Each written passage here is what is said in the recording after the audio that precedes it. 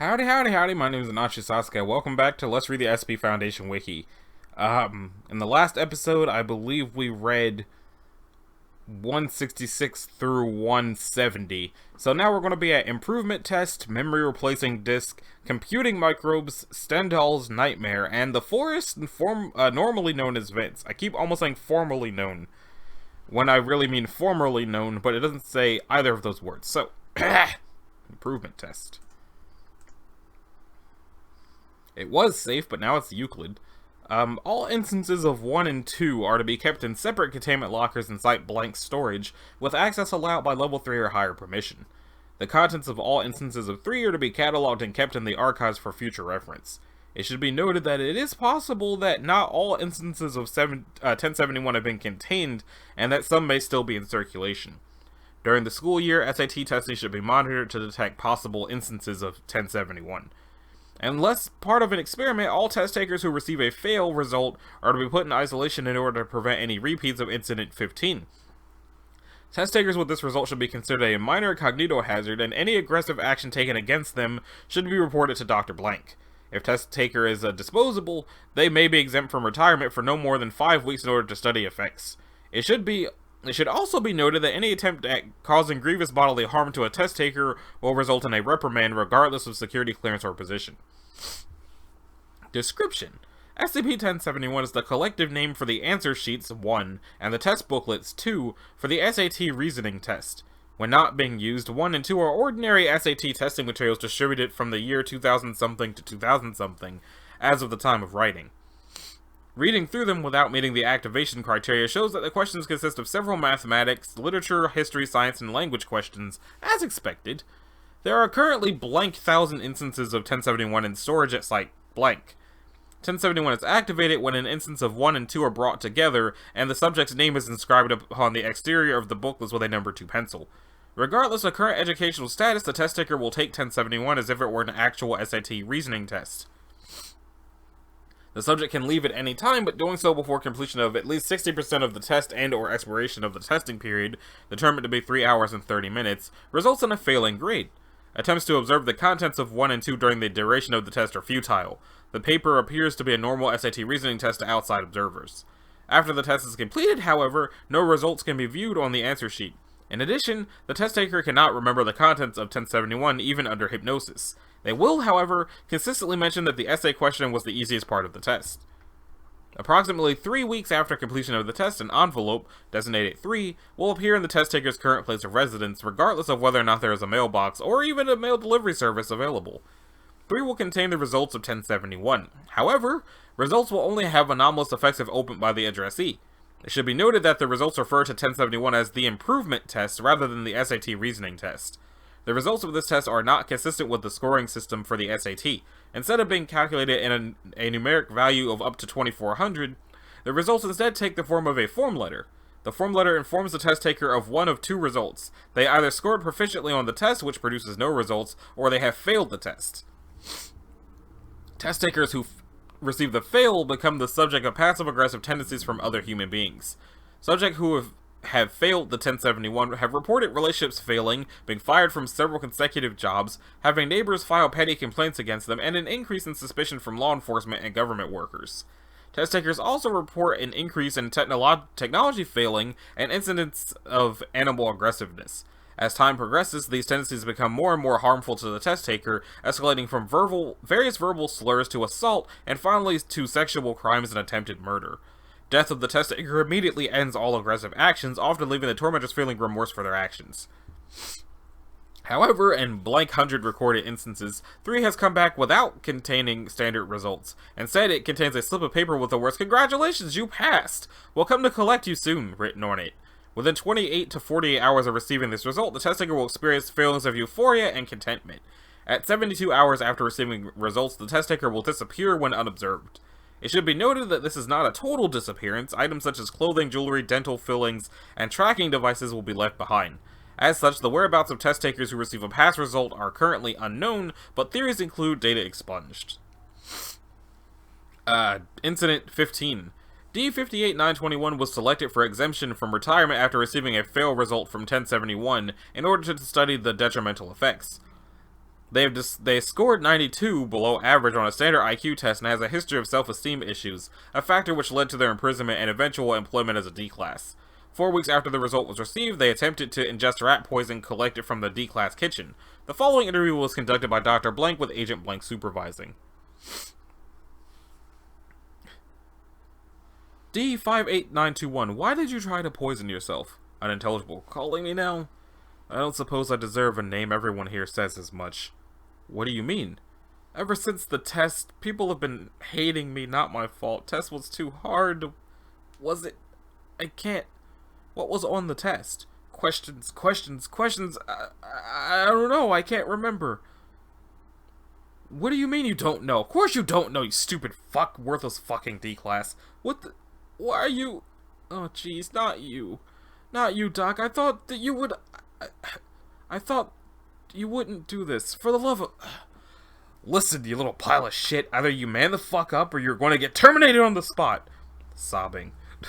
Listen, you son of a bitch. I'm going to count to 3. If you don't stop this baby-ass behavior, I'm going to go out there, find your wife and kids, and date expulsion. No, please! You said you'd let me see them again if I took that test. Shut... The agent now. This is just a lot of cursing. Like, usually I read it anyway if it's written and I don't really know how to block it out, but this is extreme even for me, so I'm...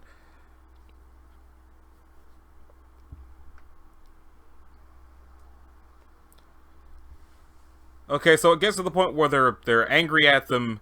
They're angry at the disposable person, and then they just shoot him. And then immediately after they shoot him, they react.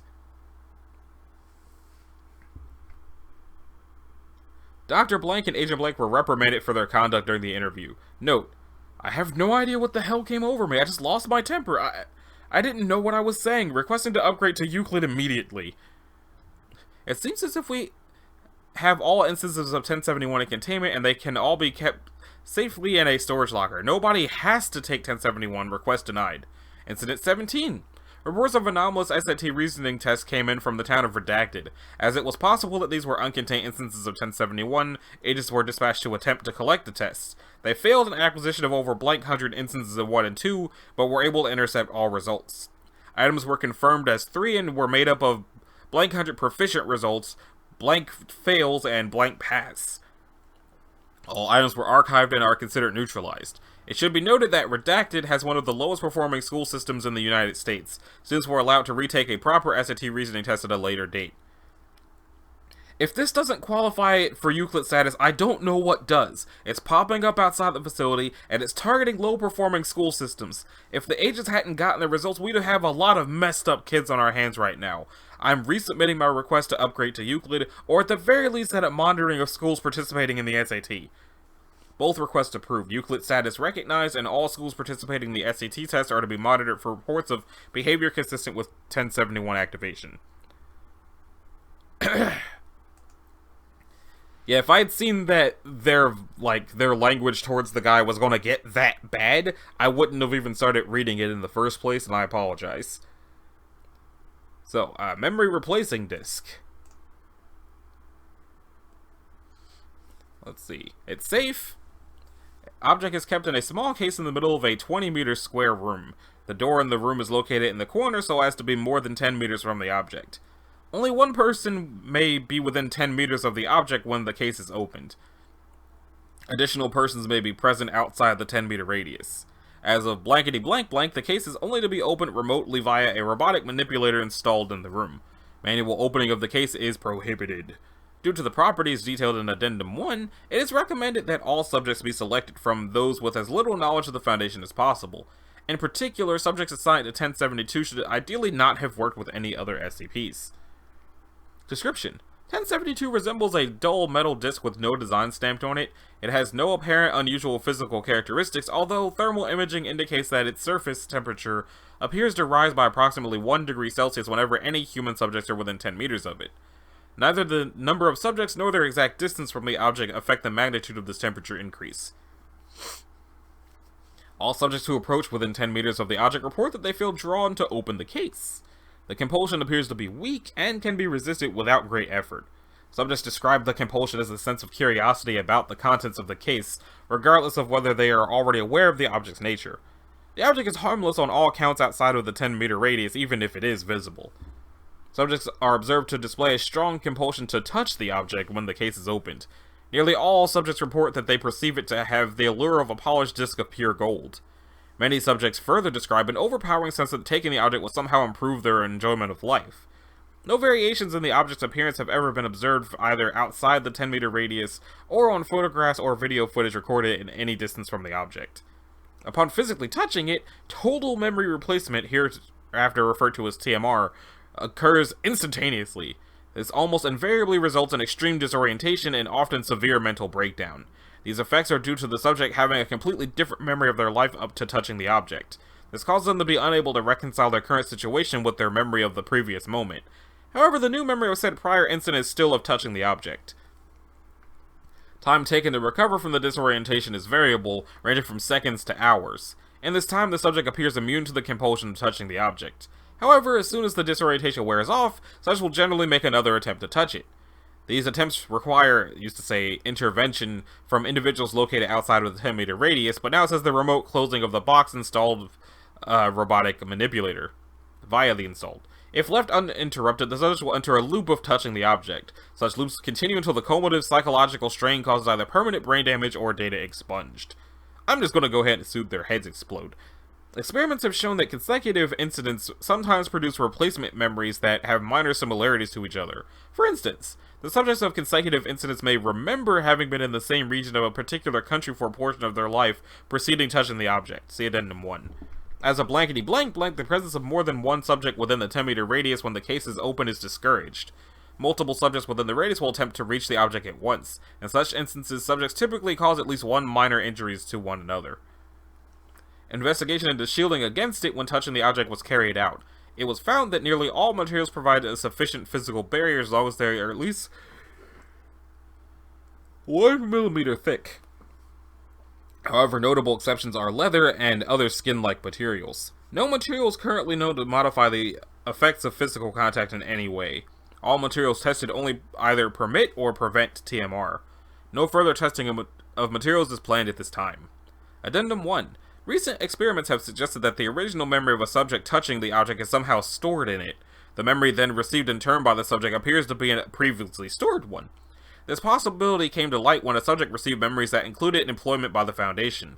These memories were found to be consistent with the known history of a previous subject. Further testing has not yet revealed any pattern to the stored memory that a subject receives. It is also unknown whether a stored memory is erased from the object once a subject has received it. Okie dokie. Okay, computing microbes. My nose seems to be getting progressively more stuffed the further I go. It's a good thing I only do 5 of these. This one is also safe. The cavern containing the spring of 1 has been sealed, except for a small access shaft that terminates in the basement of a nearby Foundation facility. A colony of 2 is currently contained in a hermetically sealed containment unit in Sector Blank storage site blank. Any personnel with sufficient security clearance are free to converse with 2. As of March the 9th something, because of good behavior, a small radio transmitter broadcasting on the frequency of blank AM has been set up across from Sin 73's containment unit as to continuously play audio tapes of various novels and nonfiction works. As of August 23rd something, 2 has taken an interest in history and mathematics. Pending O5 approval, more of these texts will be added to the playlist. As of September the 7th of that year, approved. Description. 1 is a clear liquid identical in appearance and physical properties, conductivity, boiling, and freezing point to water, with a 0.9 m concentration of H2SO4 sulfuric acid, from a pool inside a cave in the Blank Mountains. Chemical analysis reveals that the liquid is actually data expunged, and shows traces of dissolved silicon dioxide and long-chain silanes. Investigation into possible industrial and military applications of the chemical are ongoing. 2 is a sapient colony of silicone-based microbes with a structure similar to that of primitive computers. The structure allows it to receive and decipher radio waves. Research into military applications is ongoing. That's crossed out now. So far, 5 distinct species of 2 have been observed. Gatherers, as the name suggests, gather up raw materials and irreparably damage colony members for use as food and in reproduction. CPUs perform all the higher functions for the colony, including communication and digestion. MMUs access information from the memory cells, both ROM and RAM, and transfer it to the CPUs. ROMs, read-only memory, act as the colony's DNA, containing the information required for reproduction, communication, and certain long-term memories. RAMs, random access memory, contain the colony's short-term memories. After a variable period of time, information is either copied from the RAM cells to the ROM cells or deleted. During 2's stay with the Foundation, the number of ROM cells has increased by a factor of 10 to the 4th. Test number 1. Subject 1 and 2. Test freezing. Scientists were thawed out with minimal damage, but described the experience as unpleasant. Boiling. When vaporized, one reacts violently with data expunged, resulting in substantial damage to the containment cell and the deaths of 3 Foundation personnel. Okay. Test 3. Distilled water. Habitat change. Immediately upon introduction to the water, 2 began to fall apart. Further testing indicates that 1 is required to maintain the silicon triple bond that is the backbone of 2. When in an active state, waves are produced from the center of the liquid every 3 to 5 seconds and travel outward in a circular shape. While in the initial discovery in 19-something, it was believed that the waves were meaningless until Dr. Blank, an amateur radio operator, found that the small waves averaging 8 centimeters in diameter and the large waves averaging 16 centimeters in diameter respectively correspond to the dots and dashes of Morse code. Until his death in 1993, Dr. Blank carried out weekly interviews with 1073 using a self-built radio broadcasting set. Below were some of the interviews of interest. Communication type Morse code. Begin log. 10732, are you able to hear and understand me? Yes, we can, Doctor. Can we call you Doctor? If you're able to both hear and understand, could you please tell me your name?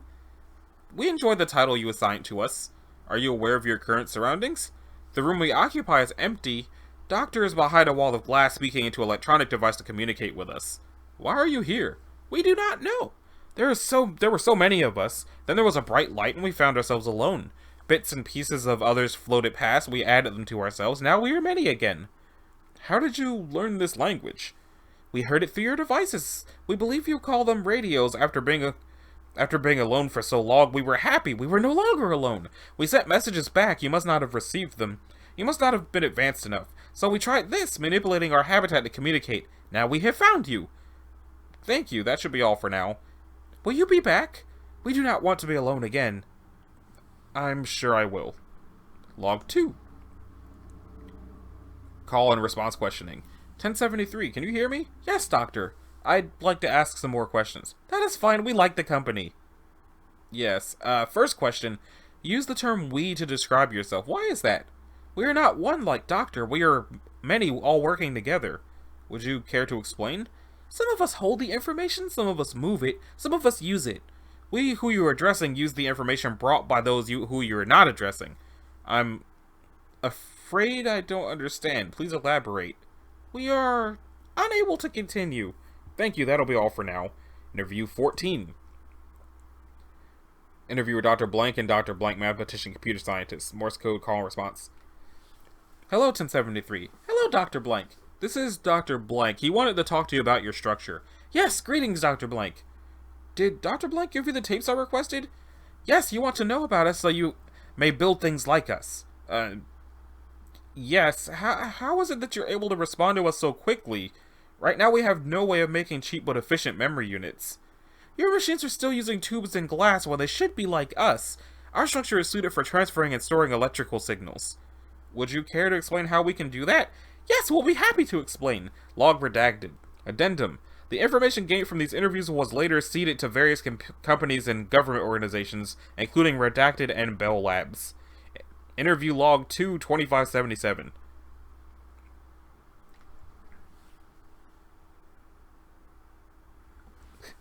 Computer transmitter. Dialogue. Hello, 1073. This is Dr. Blank, the replacement for Dr. Blank.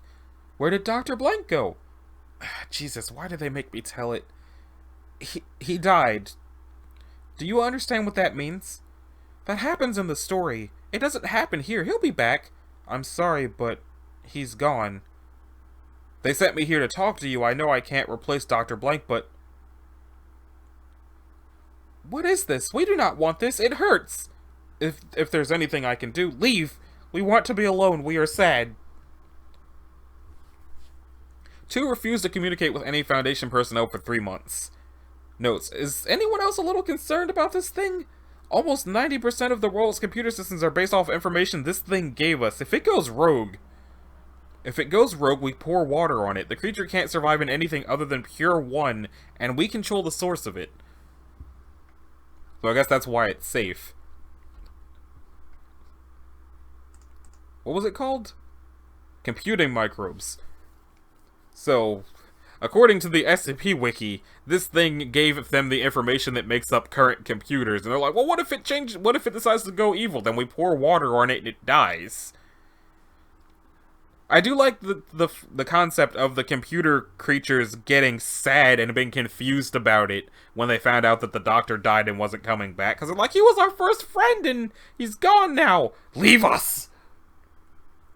Stendhal's nightmare. I don't know who Stendhal is. But it's safe somehow. 1074 is to be kept in a frame under with an opaque cover in a locked archive room at Site 342.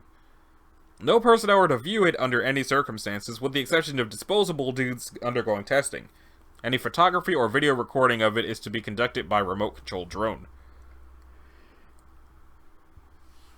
In the event of accidental viewing, subject is to be dosed immediately with Class A amnestics and removed from the area where it is to be stored or tested. The person exposed shall report for psychiatric analysis every 2 days and receive additional amnestics as necessary for as long as the onset of exposure symptoms can be prevented.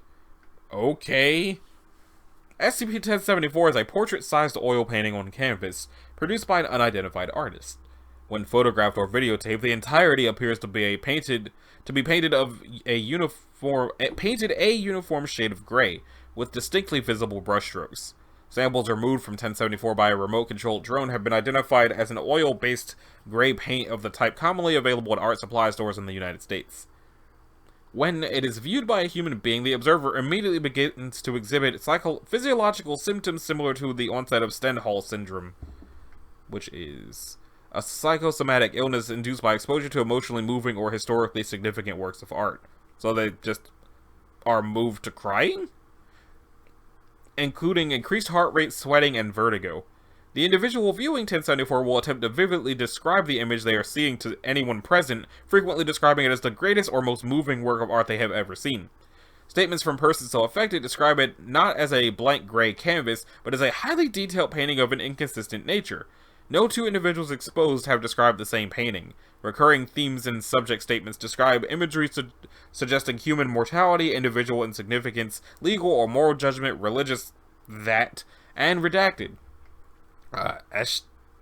Eschatology? Once viewing 1074, the subject will not willingly turn their gaze from it unless physically restrained, and will attempt to convince anyone else in their presence to look at it as well.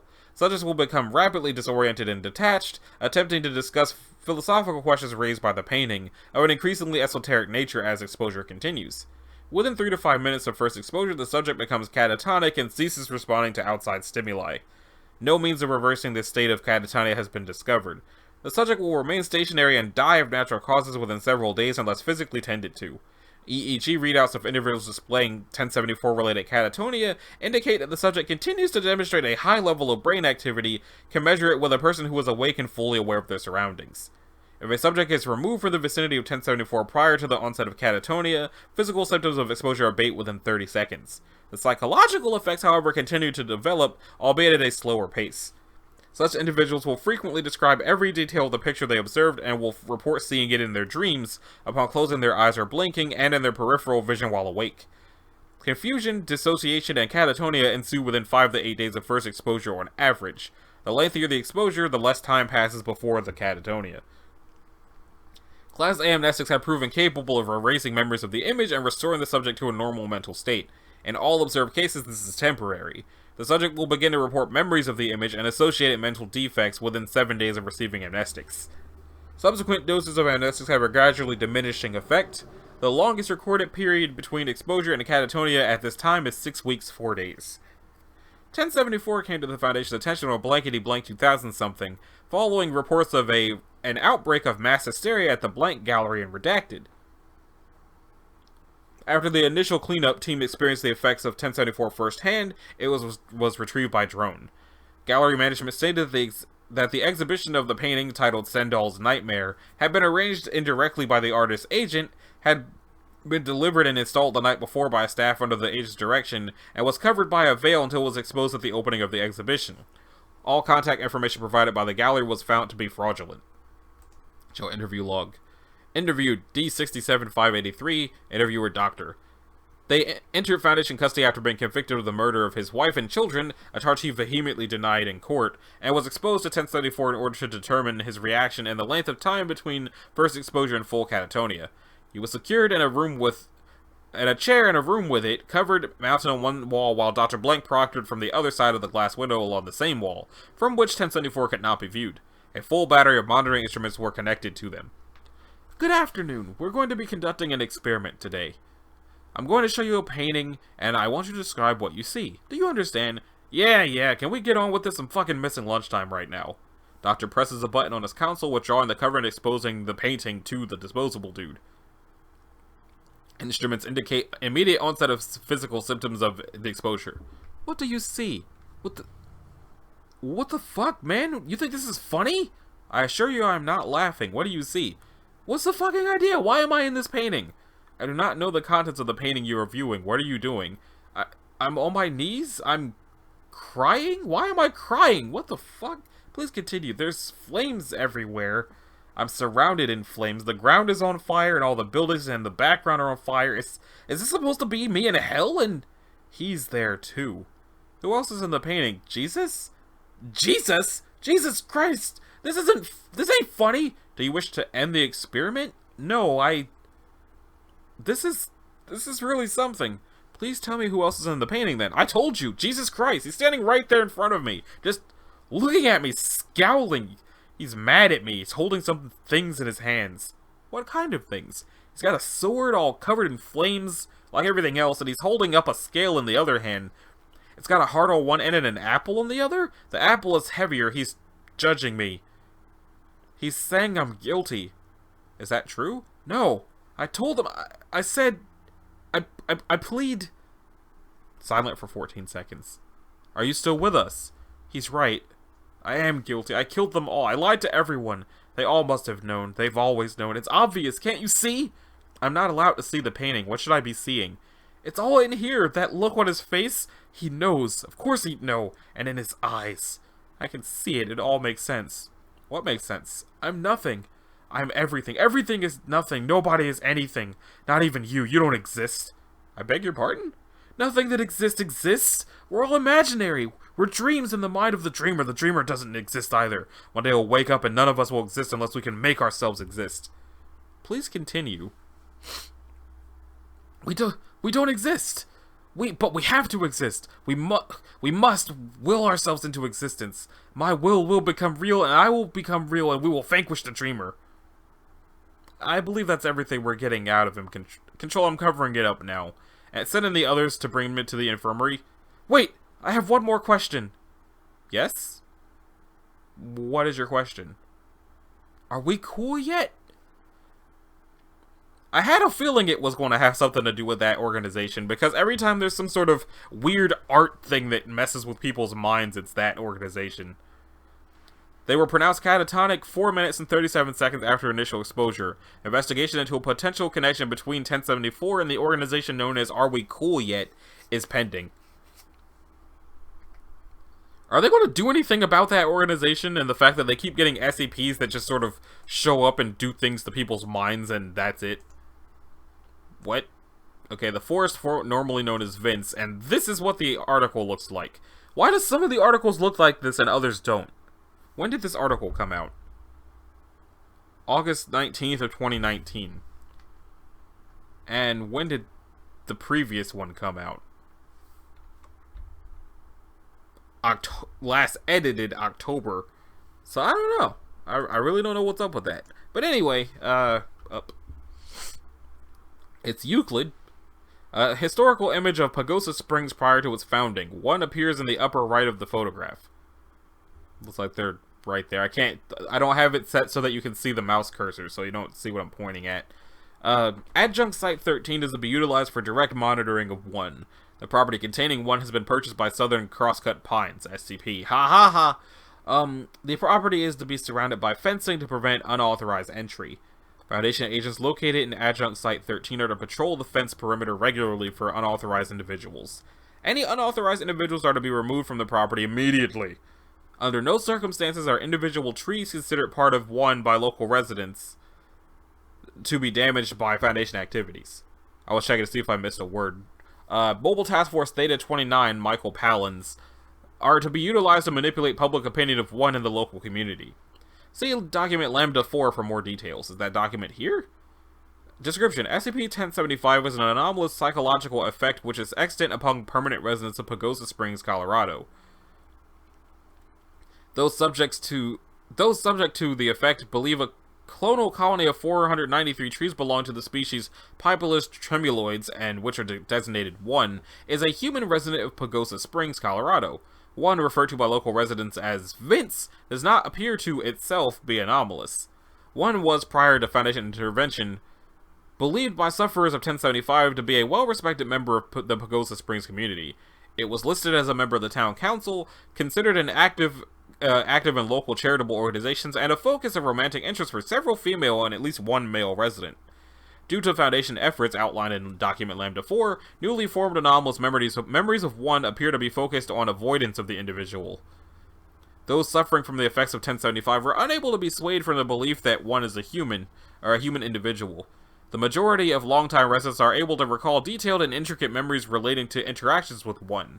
Furthermore, the county registrar's office, along with several other local organizations, have several official documents on file relating to 1. The following is a list of pertinent extant documents. Okay. A birth certificate dated to February 10th in the year of 201 AD. A driver's license pictured on the right. The printing of Aspenson appears to contain an error. The spelling Aspenson does not match the signed spelling nor the spelling in any other documents. A marriage certificate between Vince Aspenson and an individual known as Elizabeth Aspenson, née Albereda. Court documents related to a divorce settlement with them, a high school diploma, a bachelor's degree in astronomy, a property deed in their name for the land currently occupied by 1, and several police reports. See document Lambda 4. Is that document actually here? Elizabeth Albereda was located shortly after 1075's original containment. Though Ms. Albereda had no memory of 1, an attempt was made to change her legally registered address to inside Pagosa Springs city limits for the duration of this interview.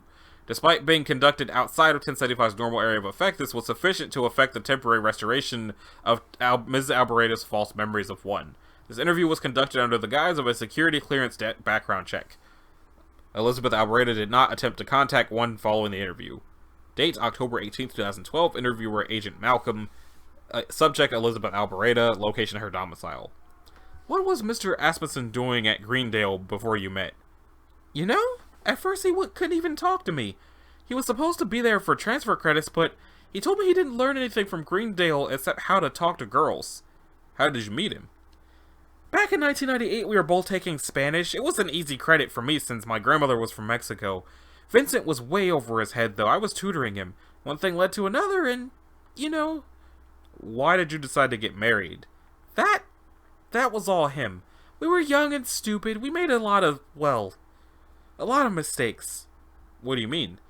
We were only dating for a couple of months when I got pregnant. He told me he loved me, but I think he was just trying to do the right thing. What happened? He had me meet his parents and we got married that weekend. It was fast, but Pagosa Springs is beautiful in the spring. We don't have any records of a child. He was born in Denver at UC Hospital. They should have his records. What was his name? Joshua. Vincent picked it out. Said it was because he was Vincent's salvation. At this point, Miss Albereda begins to have an emotional episode. It takes several minutes for her to recover enough to continue. I'm sorry. I thought I put it all behind me. It's fine, Miss Albereda. What happened? Joshua was born with neuroblastoma. I didn't even know a baby could be born with cancer. Did he survive? At this point, Ms. Albereda lost her composure again. Per standard protocol, Agent Malcolm changed the topic of conversation in order to maximize the information gathered from the interview. What happened, after that? I didn't think I could ever get over it, but eventually I guess I did. I think Vincent actually loved me. He was broken after that, and I couldn't help him. So you got a divorce. I felt horrible. He retreated into himself. He almost quit school, but I told him the same thing he told me when I got pregnant. It's our future as much as the kids. If you love him, you'll keep trying to better yourself. And then, I guess he replaced me with schoolwork. He didn't even show up for the hearing. I had to courier him the papers to sign. He lost a son, but I lost 2 people I cared about that day. When was the last time you talked to him? It was a couple of years after that. I called him about his parents. The funeral was... It was spring. Why didn't you try to talk to him after that? I honestly don't know. I feel like maybe... I think I reminded him too much of the past. I didn't want to hurt him anymore. Thank you for your time, Miss Albereda. I appreciate your candor. How is he doing anyway? He's actually getting married again. Oh. Okay, that's great. Let's see. While this is untrue, it was deemed the best response to eliminate the possibility of Miss Albereda contacting one if the anomalous memories could not be eliminated. Following this interview, Miss Albereda's legal residence was switched back to her previous address, resulting in the elimination of all memories relating to one. No records relating to Joshua Albereda exist in the University of Colorado's medical archives. While Greendale City College has extensive records relating to Ms. Albereda, no records of one exist. Okay, level 3. Oh, it's the Lambda documents. Due to 1075-1's popularity among 1075 sufferers, early Foundation containment efforts were focused on the reversal of this public opinion to limit the spread of public knowledge of one. Due to Pagosa Springs' regular tourism, several Foundation assets posing as tourists filed assault claims against one. Though the first few accusations were improperly addressed, local law enforcement began to take the issue more seriously as accusations mounted. On March the 8th, 2013, law enforcement officers traveled to one's listed address and remained inside their car for 24 minutes. Following this, the officers reported that one was in custody and traveled to the local police station. Though this event appeared to be peaceful, charges of resisting arrest were included in the original indictment. The case began to move through local criminal justice system without any observable events. The eventual plea bargain agreement reduced all charges to aggravated assault. One received a 6-month suspended sentence, along with 6 months and 1 day of house arrest. The current local opinion of one is to be monitored. If any return to previous popularity appears in newly formed memories of one, more drastic measures are authorized. Following the success of Operation Lambda 4, several follow-up interviews were conducted with local residents. All but one individual appeared to have their opinion significantly altered by Operation Lambda 4. The following interview with that individual is included for reference. April 25th, 2013, interviewer Agent Stevens. Subject Jennifer Small. The Great Cheese Diner in Pagosa Springs. Thank you for sitting down with me. No problem, my dad used to get The Sun when he was a kid. He will be so happy to see my name in it. For these interviews, Agent Stevens poses as a reporter for the Pagosa Springs Sun. Well, I'm actually doing a story on Aspenson. Oh. There's a pause of several seconds. I don't think I want to talk about that. What's wrong? It's just, I've known Vince since high school. He was a straight-A student. He even got an astronomy degree. And even though he got an astronomy degree, he was slumming at teaching high school physics. He said he wanted to give back to the community. So the accusations hit you pretty hard. I mean, I feel like I know him, like, really know him, you know? He's such a gentle soul, I just can't believe he would hurt those people. There were 12 different incidents. They can't all be lying. Maybe they are? Vince would never do the things they said he did. What about the guy from Boulder? He was stuck in the hospital for a week. You're right, I know you're right, but he says he didn't do it. What does he say happened?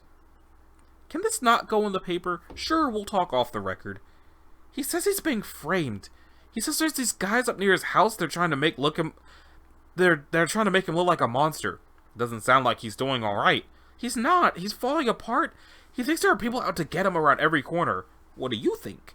I think maybe he's not well. I think he needs help and he's not going to get it if they're treating him like a criminal. I can put that in the article if you want. No, I don't think I want to add anything to the article. I'm sorry. That's quite alright. I'm sorry to bother you. No, you're not bothering me, but he said some stuff that makes me wonder. Can you possibly look into something for me? See if what he's saying holds any water. I can try. He says he's been inside a building that the people trying to frame him have put up on his property. He says there's proof there that he's telling the truth. I can look into that, yeah. Did he say where it was? Just that it was on his property. Go talk to him and he can take you right to it. I will do that, then. Thank you so much. I care about him a lot. We never quite clicked, but I miss the old him. I'll see what I can do to help. Thank you for sitting down with me. Thank you so much. Following this interview, Foundation agents willed a property to Jennifer Small in Maine through a distant relative. Due to the size of the inheritance, Small moved away from Pagosa Springs. Further interviews indicate that she is now free of the effects of 1075. It is believed that there are no longer any 1075 sufferers currently sympathetic to 1. So that's interesting. Despite the fact that the SCP is just a group of 493 trees, and people are considering the group of trees to be a guy, it's interesting that this one lady is perceiving the group of 493 trees to not only be one guy named Vince, but also to be a guy named Vince who knows that the SCP Foundation is trying to discredit him. So what's the deal with that? Do the trees collectively have a hive mind and they're trying to warn people that the Foundation is bothering them? Or is there actually a Vince, and that's just not how the Foundation works? We'll never know, because there's no other stories tied to that. But that being said, this has been Anachi Sasuke. This is episode 200 and something of Let's Read the SCP Foundation Wiki. In the next episode, we're going to be checking out The Only Child, Devil's Cap Mushroom, Sight-Stealing Eye, Dr. Wondertainment's Bubble Bath Bonbons, and the Creesh. So, if you liked it, a like and a subscribe will be groovy. If you didn't, you need to do either one of those things. If you'd like to click the bell, you can do that as well. And I'll see y'all on the next one. Later.